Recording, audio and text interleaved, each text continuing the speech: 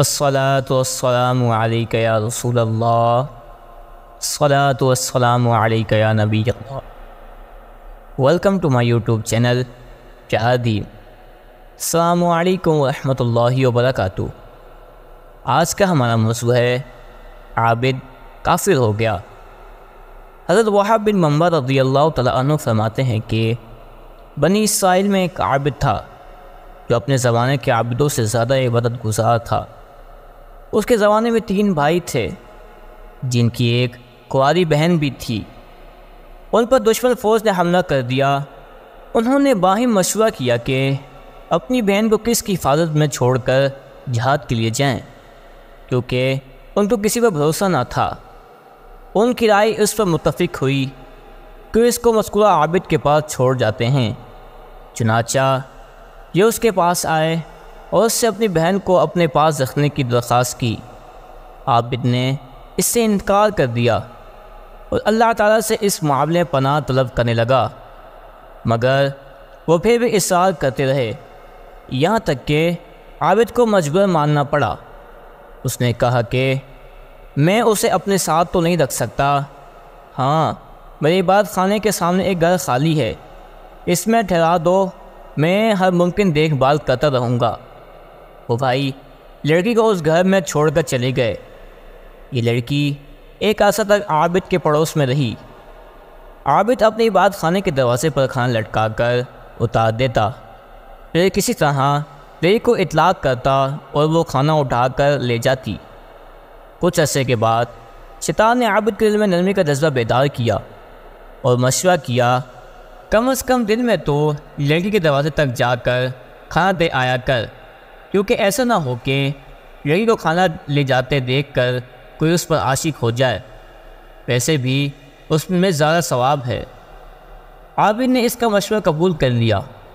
چنانچہ اب وہ لڑکی کے دروازے تک کھانا پہنچانے لگا، لیکن اس سے کسی قسم کی بات چیت نہیں کرتا تھا۔ کچھ عرصے گزرنے کے بعد شیطان پھر اس کے پاس آیا اور نیکی کی ترغیب دیتے ہوئے کہا، اگر تو اس کے گھر کے اندر جا کر کھانا رکھ آیا کرے تو تیرے لیے اور زیادہ ثواب ہوگا۔ چنانچہ اب وہ گھر کے اندر کھانا رکھنے لگا۔ پھر کچھ عرصے بعد شیطان نے اس سے کہا، تو اس سے کچھ باتیں کرتا تو اسے سکون ملتا، اکیلے رہ کر بیچاری پریشان ہو گئی ہوگی۔ اس مشورے پر عمل پیرا ہوتے ہوئے وہ کچھ عرصے اس سے باتیں کرتا رہا اور کبھی کبھار عبادت خانے سے اس کی طرف جھانک بھی لیا کرتا۔ اسی طرح شیطان مختلف اوقات میں اس کے پاس آتا رہا اور اسے آہستہ آہستہ آگے بڑھنے کی ترغیب دیتا رہا۔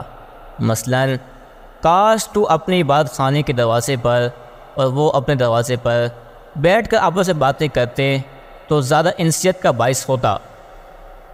جب یہ بھی مان لیا تو کہا، اگر تو اس کے دروازے کے پاس جا کر باتیں کرے تو اور بھی بہتر ہے۔ جب یہ مان لیا گیا تو کہا، اگر تو گھر کے اندر جا کر گفتگو کرے تو وہ بھی اچھا ہے، تاکہ اسے چہرہ بھی باہر نہ نکالنا پڑے۔ جب عابد نے اس ترغیب کو بھی بآسانی قبول کر لیا تو اب شیطان نے اس پر بڑا وار کیا اور اس کے دل میں لڑکی کے حسن و زیب و زینت کا بار بار خیال ڈالنے لگا، حتیٰ کہ ایک وقت ایسا بھی آیا کہ وہ اس لڑکی سے گناہ میں مبتلا ہو گیا، جس کے باعث وہ حاملہ ہو گئی اور پھر اس سے ایک بچہ جنم دیا۔ اب شیطان پھر عابد کے پاس آیا اور اس کے دل میں خوف پیدا کرتے ہوئے بولا، ذرا کیا خیال ہے، جب اس لڑکی کے بھائی آئیں گے تو کیا تجھے ذلیل و رسوا نہ کریں گے؟ اس سے پہلے کہ وہ تجھے شرمندہ کرے تو اس بچے کو قتل کر دے، اور یقیناً تیری خوف و بدنامی کے باعث اپنے بھائیوں کو کچھ نہ بتا سکے گی، لہٰذا اسے چھوڑ دے۔ عابد نے آخری انجام کی پرواہ کیے بغیر بچے کو قتل کر دیا۔ اب شیطان پھر موجود ہوا اور بولا، کیا تو یہ سمجھتا ہے کہ جو کارنامہ تم نے کیا ہے یہ لڑکی اسے اپنے بھائیوں کو نہ بتائے گی؟ ضرور بتائے گی، لہٰذا اسے بھی جان سے مار دے۔ عابد نے شقاوت کا مظاہرہ کرتے ہوئے اسے بھی قتل کر دیا اور مقتول بچے کے ہمراہ مکان کے صحن میں دفن کر دیا، اور اوپر سے ایک بھائی چٹان رکھ دی اور اپنی خانقاہ میں عبادت میں مصروف ہو گیا۔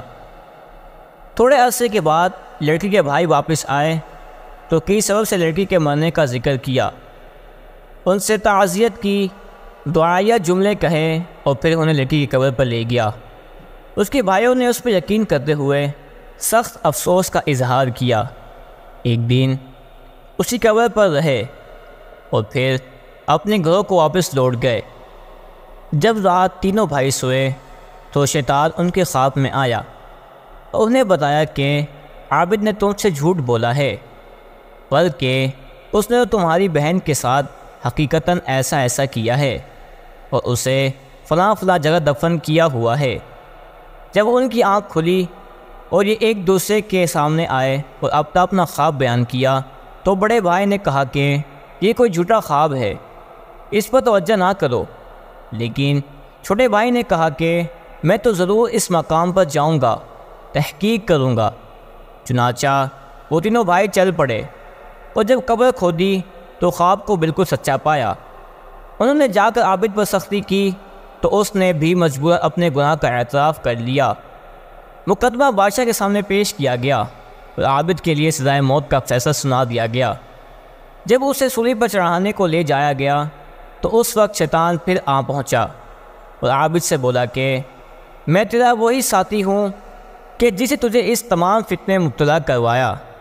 اگر آج تو میری بات مان کر اللہ عز و جل کا انکار کر دے تو میں تجھے اس مصیبت سے نجات دلوا سکتا ہوں۔ عابد نے اپنی بدبختی پر آخری مہر لگاتے ہوئے صرف دنیاوی عذاب سے نجات کی خاطر اللہ عز و جل کا انکار کر دیا۔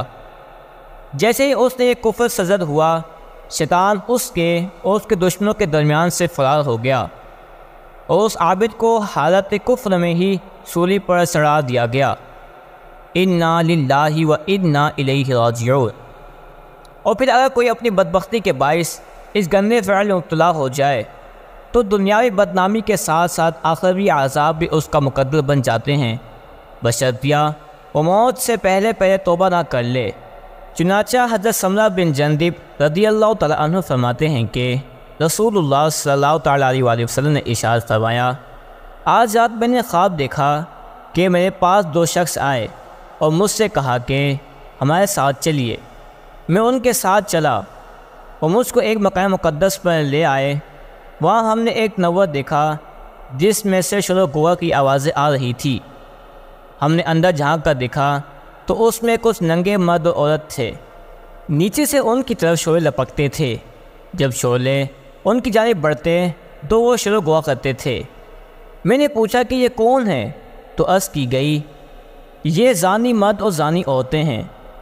حضرت عطا خراسانی رضی اللہ تعالیٰ عنہ فرماتے ہیں کہ دوزخ کے 7 دروازے ہیں، سب سے زیادہ غمناک، اندروناک، گرم اور ذرا بدبودار ان زانیوں کا دروازہ ہوگا جنہوں نے جان بوجھ کر زنا کا ارتکاب کیا تھا۔ جزاک اللہ خیرا۔ Please subscribe my channel and click the bell icon.